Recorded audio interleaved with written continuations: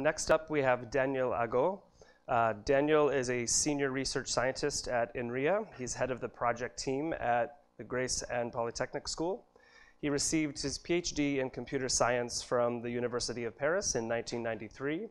His main research interests are coding theory and cryptography, especially non-standard use of coding theory in computer science.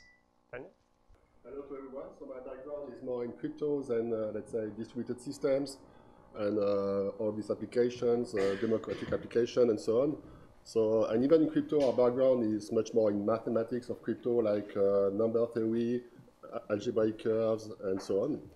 And I was interested in blockchain since 2012 because it was, well, let's say in Bitcoin at that time, because it was very intriguing.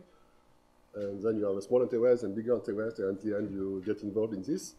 And well, I decided to talk here about identity. We already had something about identity this morning, but not about delivering identity, but about how you have identity for participants in the blockchain.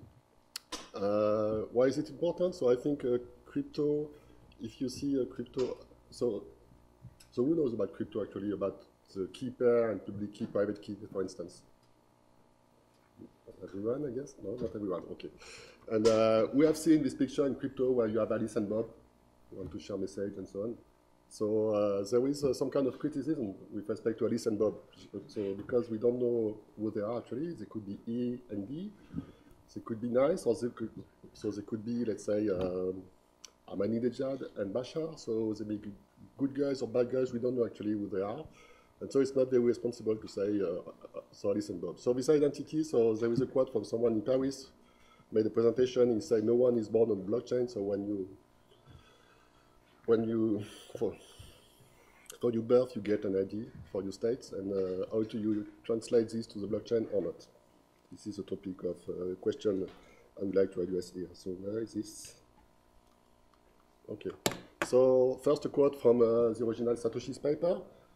And well, you have this notion of public key. So this is the public key which enables you to do stuff. So because you can sign with the private key associated to the public key, you will be authorized to do actions on the blockchain and modify the state of the blockchain. And so there are a lot of ideas. So you should read the paper when you have understood what is a blockchain. So you should read this Satoshi's paper, which is very dense. And so there is, we don't like to say that public key, we belong to Alice or we belong to Bob. Okay, so this is a Bitcoin design. And furthermore, you can change your key all the time. So this was already in 2008. So this means you change your address or your identity all the time in Bitcoin. But still, it's not very good. So it was seen in the original paper, and in practice, it is very bad. So Bitcoin is not anonymous at all. But what is very important is that so the Bitcoin system is completely permissionless. So this means you get the client. So you download the Bitcoin client. You turn off the internet. You can generate your own key pair. You can write it on paper, send it to me, and I can make a transaction and send this Bitcoin to you. Okay. Of course, if you want to spend them, you have to go to the internet. But your address will not, you don't have to register your address, you don't have to say who you are, and so on. So this is a famous permissionless feature of Bitcoin. Not anonymous and not traceable. So you may call that an ID. The problem of the ID, and so here I have a slide for ID, and then next slide will be about identity or entity where is it? So as you said. So if you change a little bit the notion of identity, or if you change the notion of participants in a blockchain, you change completely the underlying technology. So of course you have blocks, you have hash functions, you have the chaining of blocks, but you may completely replace the mining problem and with the very high energy cost associated to it by something much more efficient. So you may have heard about open blockchain or public or private or consortium blockchain, and maybe one way of categorizing the blockchain is to think about the identity of user, or they are known to the system. So you have the completely permissionless setting with mining, famous Bitcoin, Ethereum, and Zero Cash or Zcash, which is very, very impressive technology with zero knowledge. So you have a blockchain, you can verify that transactions are correct, but you don't know who is involved in the transaction, you don't know who is giving money to whom, and you don't know the amount of the transaction. But still, you can verify that transaction is valid thanks to powerful zero-knowledge technology. You have these Silvio Micali's papers. If you know people, you can also have a pretty smart Byzantine consensus algorithm. So the first paper was a bit naive. So let's say Democoin, and so there was a few months ago this Algorand paper, and so you replace 51% of mining power by 51% of honest people, and you don't need to consume resources for that. So Hyperledger, you have very strong notion of identity, of roles. You can attribute roles to everyone, and then you are back to classical Byzantine algorithm like Paxos. And I like this French project. I was not able to get in touch with them, but you can get in the system if you have a few other participants who agree to get you in the system. But it is a slow process, so they need to take a picture of you, they need to know you, and I think they have in mind a local currency for a small city. And then when you are entering the system, your name or your ID is entered in the system. And they have a very funny way of creating money in the system, so they don't reward miners. They do a universal basic income, so as soon as you enter the system, you get free money.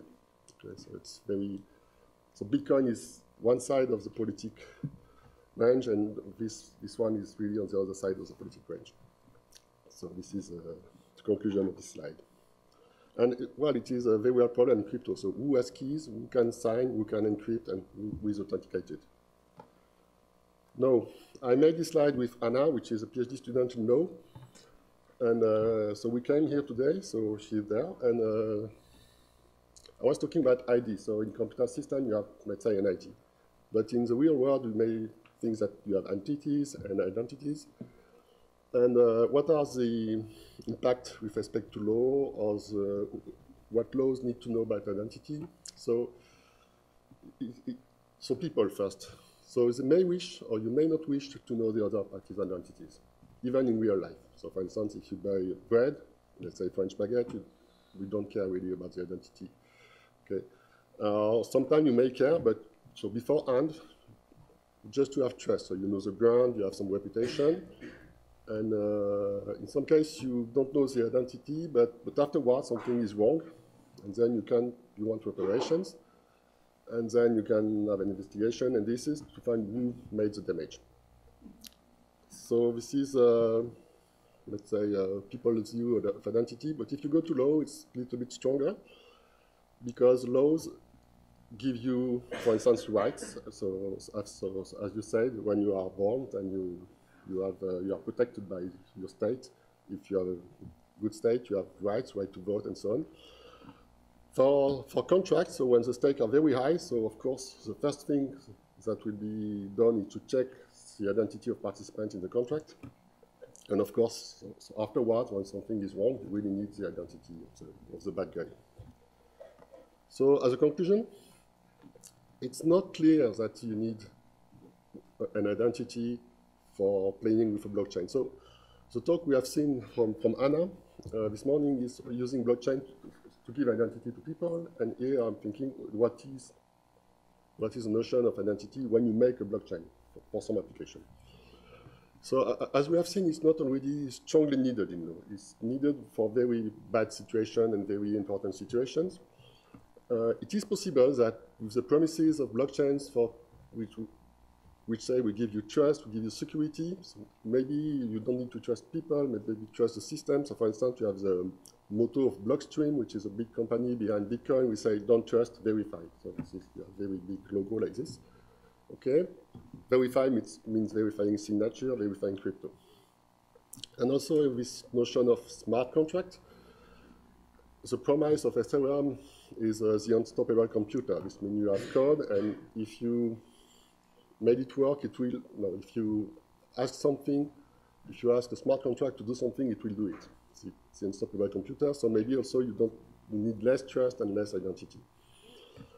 Yet there are subtle cases, well, a standard case when you go to the real world. So if you need to input data, okay, in the blockchain, so you need to know who is giving data, which is not from the blockchain, for instance, weather forecast and so on. Similarly, if you want to buy something which is not on the blockchain, and also privacy. And I would like to say that crypto sometimes is magic, and for the future, because this is about the future today, you have